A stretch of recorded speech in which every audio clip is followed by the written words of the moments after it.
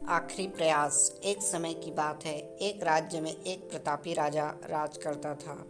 एक दिन उसके दरबार में एक विदेशी आगंतुक आया और उसने राजा को एक सुंदर पत्थर उपहार स्वरूप प्रदान किया। राजा वह पत्थर देख बहुत प्रसन्न हुआ।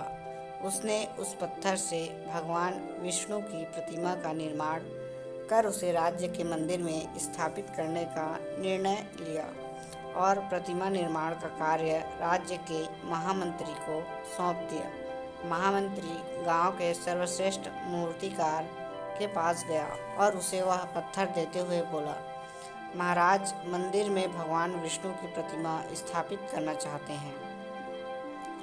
7 दिवस के भीतर इस पत्थर से भगवान विष्णु की प्रतिमा तैयार कर राजमहल पहुंचा देना। इसके लिए तुम्हें 40 स्वर्ण मुद्राएं दी जाएगी।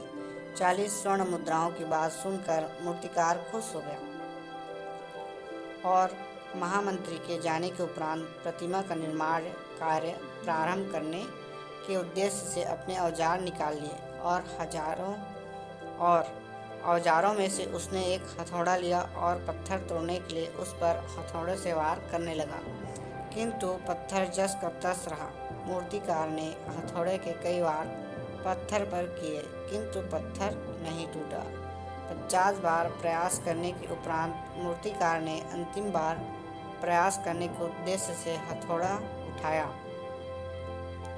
किंतु यह हथौड़े पर प्रहार करने के पूर्व ही उसने हाथ खींच लिया कि जब 50 बार वार करने से पत्थर नहीं टूटा तो अब क्या टूटेगा।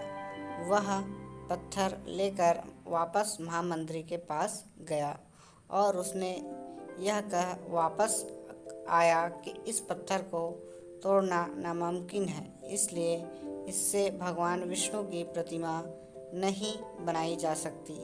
महामंत्री को राजा का आदेश था, हर स्थिति में पूर्ण कराना था, इसलिए उसने भगवान विष्णु की प्रतिमा निर्मित कराने का कार्य गांव के एक साधारण